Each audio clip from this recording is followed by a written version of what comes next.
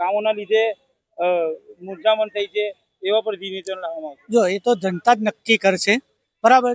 જે પ્રતિનિધિઓ ગયા 5 વર્ષની અંદર ચૂંટાયેલા છે અને એમને જે એમના કાર્યો કર્યા છે કે નથી કર્યા, એ તો જનતા જ નક્કી કરશે. જો કાર્યો થયા હશે, ઉમેદવારોએ કાર્ય કર્યા હશે, તો જનતા એમને ખોબે ને ખોબે વોટ આપવાની જ છે, બરાબર. પણ જે કાર્યકર્તા હોય કે જે કોર્પોરેટરોએ છેલ્લા 5 વર્ષમાં વિકાસના કાર્યો નહીં કર્યા હોય, તો જનતા એમને જાકારો આપશે. આ એક સીધો પ્રશ્ન છે કે જેને જનતાના કામો કર્યા હશે, જનતા એને સપોર્ટ કરતી રહેશે. અને એવું જ હોવું જોઈએ કે પોતાના વિસ્તારની અંદર જે તે કોર્પોરેટર હોય એમને પ્રજાલક્ષી જે કાર્યો કર્યા હોય, તો પ્રજા સ્વાભાવિક છે કે એવા જ કોર્પોરેટરને ચૂંટીને લાવશે, અથવા નવા ચહેરા પણ હશે અને એ સ્વાભાવિક રીતે લાગતું હશે જનતાને કે આ ખરેખર જનતાના પ્રશ્નોને વાચા આપી અને જનતાના પ્રશ્નોનો ઉકેલ લાવશે, તો જનતા પણ એવા ઉમેદવારોને બહુમત આપી અને વિજયી બનાવશે. તો શું પ્રજા નારાજ થવાનું કારણ શું છે? ચોક્કસથી પહેલે તો સ્થાનિક સ્વરાજ્યની ચૂંટણી છે, એટલે કહેવાય છે કે તહેવાર જેવો માહોલ અત્યારે સર્જાયો છે. આજે તમે જોશો કે દરેક પક્ષના જે ઉમેદવારો છે એ પ્રજાના વચ્ચે જતા હોય છે, પરંતુ આજે જન આક્રોશ જોવા મળી રહ્યો છે. એનું મુખ્ય કારણ એક જ છે કે વડોદરા શહેરની અંદર વિશ્વામિત્રી નદી ગંદી ગોબરી કરવામાં આવી છે. વિશ્વામિત્રી નદીમાં હાલમાં પણ તમે જોશો કે ગટરના મળમૂત્ર વાળા પ્રદૂષિત પાણી છોડવામાં આવી રહ્યા છે. એક બાજુ મુખ્યમંત્રી જયારે આવતા હોય છે ત્યારે કરોડો રૂપિયાનું જે કહેવાય છે કે ભંડોળ આપીને જતા હોય છે કે ભાઈ વડોદરા શહેરના વિશ્વામિત્રી નદી શુદ્ધિકરણ કરો, પરંતુ વર્ષોથી, આજે ઘણા વર્ષોથી હું એકાદનું શાસન જોઈ રહ્યો છું, ભારતીય જનતા પાર્ટીનું શાસન છે.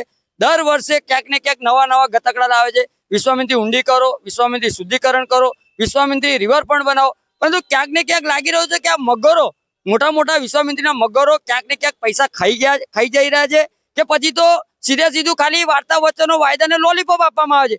આ એક પ્રજાએ હવે સમજવાની જરૂર છે. બીજી બાબત એ છે કે ગત વર્ષોમાં પણ કીધું હતું ભિક્ષુક મુક્ત વડોદરા બનાવીશું, સ્માર્ટ સિટી વડોદરા બનાવીશું, પરંતુ સ્માર્ટ સિટી તો નથી જ બની, સ્માર્ટ નેતાઓ સ્માર્ટ બની ગયા છે. આજે તમે જો કે વડોદરા શહેરનું નામ ખડોદરા નગરી, ભુવા નગરી, મચ્છરોની નગરી, સાથે સાથે તમે ટૂંક સમય પહેલે જયારે પૂરની પરિસ્થિતિ હતી ત્યારે એકય વરસાદી દેડકાઓ જોવા નતા મળ્યા. આજે તમે જોશો કે સ્વર્ણજયંતી ચૂંટણી હોય ત્યારે તમે જોશો કે વડોદરા શહેરની અંદર તમામ જે પક્ષના નેતાઓ, જે એને વરસાદી દેડકાઓ આપણે તો કહેવામાં આવીએ છીએ, એ વરસાદી દેડકાઓ આજે ગલીઓમાં ફરતા હોય ત્યારે ચોક્કસથી સ્થાનિક લોકો વિરોધ કરી શકે છે અને વિરોધ કરવાનો અધિકાર છે. આ તો જે તે સમય પર તમે જોશો કે પૂર્વ આપણા મેયર એમની કેબિનમાં જઈએ તો ત્યાં ગાડી તમે જો કે પોલીસનો કાફલો ગોઠવી દે, સાથે બાઉન્સરો મૂકી દે. અરે ભાઈ, શા માટે બાઉન્સરો મૂકવાની ફરજ પડે છે? આજે તમે ગલીએ જયારે ભીખ માંગવા માટે જે વોટની ભીખ માંગવા માટે જતા હોય, તો એ દિવસો તમારે યાદ કરવાના હોય કે આ વિસ્તારની અંદર અમે પહોંચ્યા હતા અને આ વિસ્તારની આ સમસ્યા છે, એ સમસ્યાનું નિરાકરણ લાવવાનું. પરંતુ એ સમસ્યાને ધ્યાને કરવા માટે જયારે મ્યુનિસિપલ કમિશનરની કચેરીમાં જે પણ જાગૃત નાગરિક જતા હોય ત્યારે બાઉન્સરોને ગોઠવી દેવામાં. એટલે ક્યાંક ને ક્યાંક હવે પ્રજાનો આક્રોશ વધી રહ્યો છે અને આવનારા દિવસોમાં ચોક્કસથી ક્યાંક ને ક્યાંક લાગી રહ્યો છે કે બદલાવ આવશે.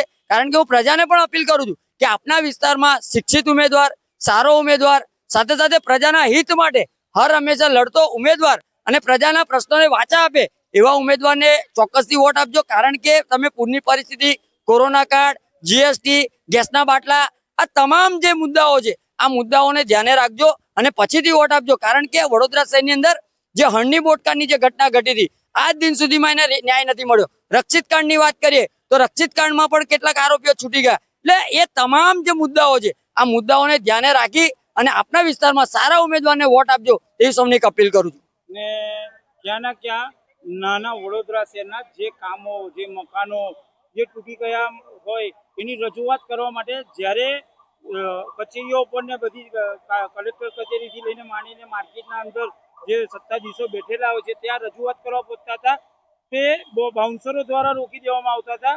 હવે આ જે મધ માંગવા નીકળ્યા છે તે એ બાઉન્સરોને નથી લઈને નીકળ્યા. ચોક્કસથી તમારી વાત બિલકુલ સાચી છે. કારણ કે બાઉન્સરો તો પ્રજા માટે મૂકવામાં આવ્યા હતા. હવે પ્રજા પાસે એ લોકો જાય છે ત્યારે પ્રજાને બાઉન્સરોની જરૂર નથી. પ્રજાએ તો હવે જાકારો આપવાની જરૂર છે. કારણ કે તમે જોશો કે તમે જે આવાસોની વાત કરી, તો વડોદરા શહેરની અંદર જે આવાસો, ગુલાબી આવાસ યોજનામાં જે કહેવાય છે કે હજારો મકાનો ખસ્તા હાલતમાં પડ્યા છે. સાથે કમળાનગર તળાવ પાસે તમે જોશો કે 1200 જેટલા મકાનો હાલમાં ખંડેર હાલતમાં પડ્યા છે. લોકોના મકાનો જે ડિમોલેશન કરવામાં આવે છે, પરંતુ હકીકતમાં જે ડિમોલેશન કર્યા બાદ જે ગરીબ લાભાર્થીઓને જે લાભ મળવો જોઈએ એ લાભ મળતો નથી. બીજી બાબત એ છે કે માનનીય મુખ્યમંત્રી દ્વારા સ્વનિધિ યોજના હેઠળ લોન આપવામાં આવે છે, પરંતુ સ્વનિધિ યોજના હેઠળ લોન આપ્યા પછી પણ લારી ગલ્લા દબાણો હટાવવામાં આવે છે. એટલે ક્યાંક ને ક્યાંક લાગી રહ્યું છે કે વડોદરા શહેરની જનતા તમામ રીતે ત્રાહિમામ પોકારી ઉઠી છે. એટલે હવે ક્યાંક ને ક્યાંક લાગી રહ્યું છે કે હવે પ્રજાનો આક્રોશ આવનારા દિવસોમાં ઇલેક્શનમાં પડશે અને ચોક્કસથી અમને એવું લાગી રહ્યું છે કે વડોદરા શહેરની અંદર ક્યાંક ને ક્યાંક કોઈક વિપક્ષમાં વોટ આપશે અથવા તો જે કહેવાય છે કે કોઈક બીજાને વોટ આપશે, પણ ચોક્કસથી આ વખતે ક્યાંક ને ક્યાંક નવો બદલાવ આવશે, નવો ચહેરો જોવા મળશે એવું સ્પષ્ટપણે જોવા મળી રહ્યું છે. જે વડોદરા શહેરમાં ચૂંટણીનો માહોલ બન્યો છે એમાં કેવા તમે ઉમેદવાર એ કરશો? ઉમેદવાર તો કહેવાય તો ચૂંટણીની અંદર કામગીરી કરવા માટે થઈને એવા વ્યક્તિ ઉમેદવાર તરીકે નિમાવા જોઈએ કે જે પ્રજાના પ્રશ્નોને વાચા આપે, પ્રજાના પ્રશ્નોને નિકાલ કરે અને આ વડોદરા શહેરમાં આગામી દિવસોમાં આવનારી જે ચૂંટણીની અંદર જે ઉમેદવાર હોવો જોઈએ એ ઉમેદવાર પોતાની શું કહેવાય એને જાણકારીને લઈને, પ્રજાને ધ્યાને લઈને પ્રજાના પ્રશ્નોને વાચા આપવા જોઈએ. પ્રજાના પ્રશ્નોને જે ગટર પાણીની વ્યવસ્થાઓ છે જે બિલકુલ પ્રમાણે આગામી દિવસોમાં ચૂંટણી જવા થઈ રહી છે ત્યારે એ ઉમેદવાર પોતાની ઉમેદવારી એ રીતે નોંધાવે કે જે પ્રજાને સાથે રહીને પ્રજાને પ્રશ્નોને ઉકેલ લાવે અને સારી કામગીરી કરે એવા ઉમેદવારની જરૂર છે. તો આ ચૂંટણીની અંદર એવા ઉમેદવારની ખાસ જરૂર છે કે જે ખરેખર પોતાની ભૂમિકા ભજવે ઉમેદવારી તરીકેની અને સારી એવી કામગીરી કરી અને પ્રજાના પ્રશ્નોને વાચા આપે.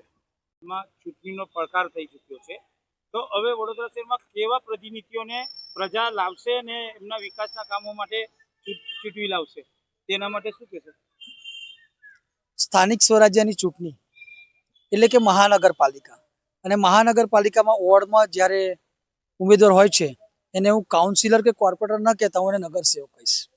ખરેખર નગરસેવકની વ્યાખ્યા એવી હોય કે જીત્યા બાદ એ હંમેશા પ્રજાની વચ્ચે રહે.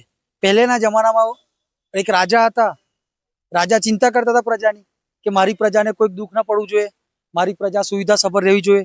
એવી જ રીતે હાલના સમયમાં જો નગરસેવક ચૂંટાય ને તો નગરસેવકની વ્યાખ્યા એવી હોવી જોઈએ કે એ હંમેશા પ્રજાની વચ્ચે રહે, પ્રજાની પ્રાથમિક જે સુવિધાઓ હોય એ સુવિધાઓ પરિપૂર્ણ કરી શકે એવો વ્યક્તિ આપણે ચૂંટવો જોઈએ. હાલ આપણે જોઈએ છે કે વિકાસ તો થયો જ છે. વડોદરા શહેરમાં બ્રિજોનું નિર્માણ ચાલી રહ્યું છે. તમે જો શાળાઓના નવીનીકરણ થઈ રહ્યા છે, લાઇબ્રેરીઓ બની રહી છે, રોડ રસ્તાના રિનોવેશન થઈ ગયા છે, નવા નવા રિંગ રોડ બની રહ્યા છે. વિકાસના કામો તો થાય જ છે, પણ હા, નગરસેવકની એક એવી વ્યાખ્યા કે જે હંમેશા પ્રજાની વચ્ચે રહેવો જોઈએ. જીત્યા પછી જે કેટલા પ્રતિનિધિઓ જે પ્રજા વચ્ચેથી ખોવાઈ જાય છે અને પ્રજાના સંપર્કમાં પણ નથી રહેતા, તો એમના માટે તમે શું કહેશો કે નવા જે પ્રતિનિધિઓ જે ચહેરાઓ આવ્યા છે ચૂંટણીના અંદર તેમને શું મેસેજ આપવા માંગશો? કોઈક ને કોઈક સમસ્યાઓના કારણે તમે જોયું છે કે સરકારે ઘણા બધા ઉમેદવારો નવા લાવ્યા છે અને જીત્યા પછી પ્રજાની વચ્ચે નથી રહેતા. એ વાતને હું સમર્થન તો આપું છું, પણ હું એવું કહું છું કે હાલ આટલો મોડર્નાઇઝેશન સમય છે, ટેલિફોન નંબર હોય, વોટ્સએપ નંબર હોય, અનેક સંપર્કના માધ્યમ છે. અને આને ઉપરાંત આપણે આપણી જે કોઈ વિસ્તારની સમસ્યા હોય, આપણા ઘરમાં પાણી ના આવતું હોય, ગટર ગંદી હોય, કંઈક પણ સમસ્યા હોય તો એના માટે વોર્ડ ઓફિસ પણ છે, વોર્ડના અધિકારીઓ પણ આપણા પાસે છે, તો આપણે પડકાર કરી શકીએ. આપણે વોર્ડ ઓફિસરમાં કમ્પ્લેન કરી શકીએ. કોર્પોરેટર આજે ફોન નથી ઉઠાવતા, કાલે કરી શકીએ. એવું હોવું જોઈએ. પણ કઈ ના કઈ વોર્ડ ઓફિસોમાં પણ એક રાજનીતિ જેવો માહોલ હોય છે કે જે કોર્પોરેટર જીતેલા પ્રતિનિધિઓ હોય છે એ કે જ તો જ એમના કામ કરવામાં આવે છે પ્રજાના, બાકી તો એમની રજૂઆતો જ નથી સાંભળવામાં આવતી. એના માટે તમે શું કહેશો? મારા ધ્યાનમાં કોઈક જગ્યાએ આવું આવ્યું નથી અને આવશે તો હું આ વસ્તુ ધ્યાન દોરીશ. પણ એવું તો ના જ હોય, કેમ કે અધિકારી હોય ને એ સરકાર પાસે પગાર લેતો હોય અને નાગરિકને મૂળભૂત હક સુવિધા ભોગવવાનો એક હક છે એ હક તો એ લઈ શકે એમ. જે 5 વર્ષોમાં જે વોર્ડ ઓફિસથી લઈને જે પ્રજાના લગતા ઓફિસો આવેલી છે તેમાં જાડી ચામડીના અધિકારીઓ જ્યાં કઈ આગળ પ્રજા રજૂઆત કરવા જાય છે તો એમની રજૂઆત નથી સાંભળવામાં આવી, તેના લીધે કોઈ રોષ ભરાયો ખરો? ચોક્કસથી મુખ્યમંત્રી જાતે કબૂલે છે કે અધિકારીઓ સાંભળતા નથી.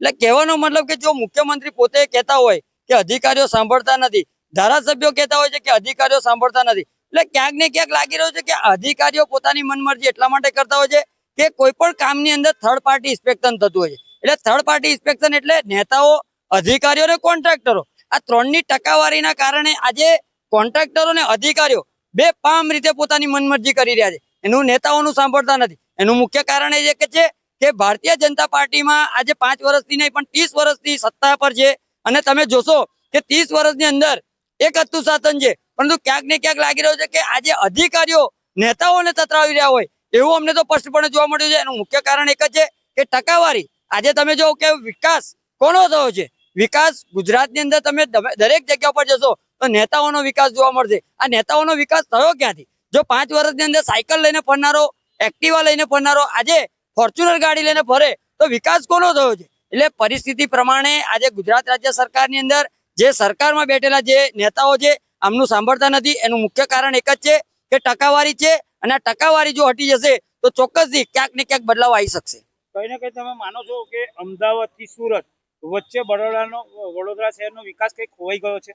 પોતે મુખ્યમંત્રી પોતે કબૂલે છે, CR પાટીલ જે પ્રમુખ છે એ પ્રમુખ પોતે કબૂલતા હતા કે વડોદરા શહેર પાછળ રહી ગયું છે. સુરત, અમદાવાદ, ભાવનગર, જામનગર, રાજકોટ આવા તમામ સિટી આજે નોર્મલી ભરૂચ જેવું ભરૂચ આજે આગળ જતું રહ્યું. વડોદરા શહેર સંસ્કારી નગરી, કલા નગરી, ધર્મની નગરી અને સર સયાજીરાવ સાહેબનું ગાયકવાડ, આજે ગાયકવાડ સાહેબે શું નથી આપ્યું વડોદરામાં? આજે તમે દરેક જગ્યા ઉપર જો કે જે લોકો વડોદરાને જોવા માટે આવી રહ્યા હતા, પરંતુ ક્યાંક ને ક્યાંક લાગી રહ્યું છે કે વડોદરા શહેરનો વિકાસ નથી પરંતુ વડોદરા શહેરનો વિનાશ કર્યો છે.